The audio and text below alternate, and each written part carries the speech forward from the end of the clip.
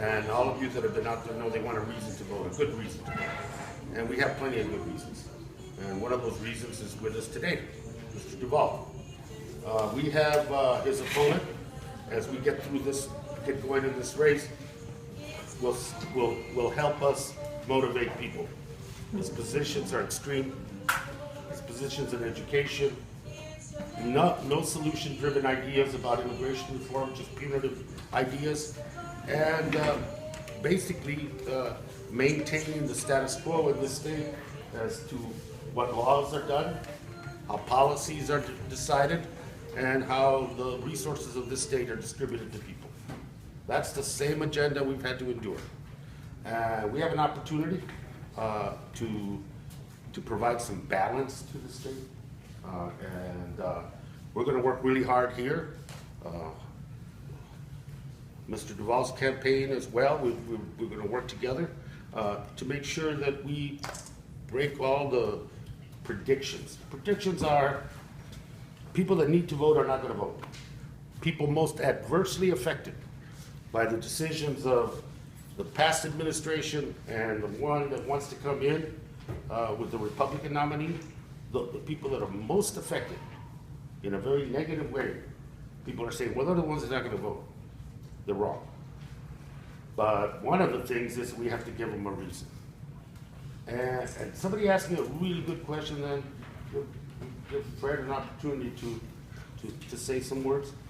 So somebody asked me a question, well, how do you get these people to vote? They're disheartened. They feel things haven't been done for them. They see that the situation in their neighborhoods and in their lives and in their family hasn't markedly improved. And so how do you convince these people that it's important to vote? What I've been telling people when you get a response, ya no voy a votar, nadie le ha hecho nada. I'm still in a bad place. I'm not going to vote. We're in a bad place, so why should I? What I told that lady, I said, tomorrow morning, after the election, by you voting, there is not going to be a magical transformation where you've got a good job, your kids are secure, and the world just opens up with flowers. It's going to be work. But part of that work is what you do on election day. Because your vote might not make your life that instant better, but you are making an investment that your children, your grandchildren, and your neighborhood is going to start to make their lives better. And so we're preaching the idea that's an investment, that we're not selling some magic formula here. We're selling good people that want to make a difference, that are committed to making the future and the investments that you make as a vote important. Maybe not that instant, but it's going to come. And people respond to that. They care about their children. They care about their neighborhoods. And that feeling out there by 70+% of the American people that the first time in the history of this nation, 76% feel that the next generation will not have it better than them. That's the first time it's happened in this country. And that's the philosophy and the feeling that we have to turn around. And I think we can. Known Fred for a long time. He's a homeboy from Tucson, so that gives him credibility beyond anything down here. It's not what I'm from Phoenix. I have to get, now that I represent part of Phoenix, I have to be bipartisan. I like the Sun Devils. Wait. Anyway, Fred. The resume, without say experience, worked in the Clinton administration, helped put a medical school here, did a lot for affordability and access to higher education when he was on the Regents, and some great national and state initiatives. Being a governor is not just about managing, it's about leading. And I think we have, I'm firmly committed to the fact that Fred's going to lead us out of the morass that we're in into something different, something good, an investment for the future. And with that, thank you for being here. We're looking forward to working on your behalf. and looking forward to in November creating some balance. The lead of the ticket in Arizona is Fred, and we're going to respond that way and make sure that at the top of the ticket we create some balance. So the craziness about no licenses for people that are already protected students, the craziness of continuing to say we're going to cut taxes at the expense of everything else, the craziness of sweeping all the education money so that our schools are starving, the craziness that gun violence increases in this state because we don't even do the minimum to try to reduce that violence. And the worst aspect of it is that we are not investing in the people of the state for the future. That's what Fred's done his whole career, invest. And I'm glad that he chose to take this job. Every time you run for office, it's a risk, it's a horrible risk. And I'm so glad that he took the risk. Fred, please. Thank you.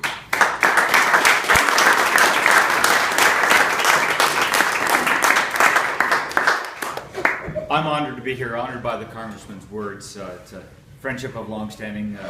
Truth is, in high school, the very first time I walked was for a TUSD candidate by the name of Raul Grijalva.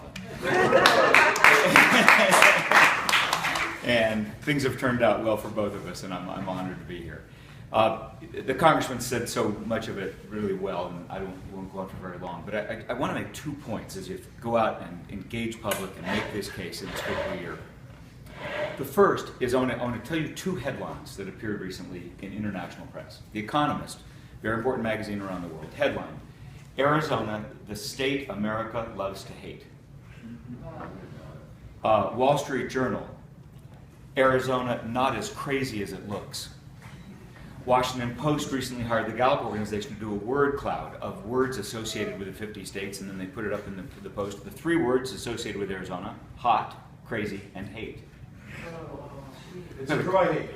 We have a terrible, terrible brand issue that is killing our business, that is leaking our talent. Our students are looking to leave, businesses aren't looking to come, venture capital is skipping us.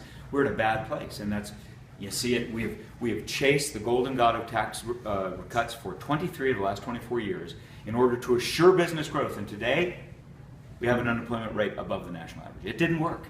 It failed. Because it's more complicated than that. It's about human talent and human potential, human creativity, the ability of people to be effective and bring value to the workforce and to be able to move from one job to another. And that's human investment. And that's the reason why I'm running, and that is the signature issue upon which we're going to change Arizona's future. Yeah, all right.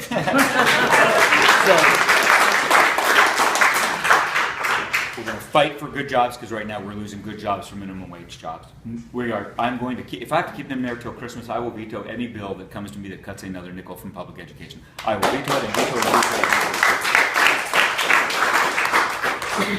veto it. Doug Ducey's signature issue is quite different. He says what we should do is take $4 billion out of a $10 billion budget and give tax relief to the wealthiest Arizonans, whose taxes have already gone down steadily over the last 20 years. It is a sum larger than what we invest in public education. It is unthinkable, and it is a cul-de-sac for our future. So we will have this debate, and I will ask him, how many hundreds of schools will you close? Which prisons will you open? How many hundreds of thousands of Arizonans are you going to knock off the healthcare rolls? Because you must say yes to all of them if you're going to be honest with the voters. The second thing is, and you know, Raul lives in this space as much as anyone has over the last 20 or 30 years. And it goes back to what I started with. There are times in politics where the hand you're dealt isn't one you chose, it's the one that you were dealt. And you know, the civil rights movement had a lot of moving parts and courage being demonstrated in lots of different places, but it was when Bull Connor pulled out the bats. That was the defining moment for civil rights in the South. When people came together in Stonewall and said the time for equality with gay and lesbians is now, and we're going to make this now a national civil rights issue. These moments had moral power far beyond the moment, beyond the city, but they became metaphors for the definition of who we are as a country at each of their times. Well, guess what? Those cards have landed in our lap. We didn't pick this fight with Joe Arpaio and Jan Brewer. We didn't want to become known as a state that's intolerant. And we wouldn't want 1070 or 1062, but we got it. And so we now have a Selma Stonewall kind of moment where our reputation in Arizona is largely defined by these ugly politics, these ugly, discriminating tonality of our politics. And so this election has meaning far beyond this time, this moment, this state, because what happens on this issue at this time redefines the country for us as to whether or not the idea that we are always embracing, expanding opportunity, expanding the opportunities for citizenship, growing the American franchise, which has been an unending story in fits and starts. The next chapter is ours. It's ours to write, and we write it with this election cycle. And that's the significance.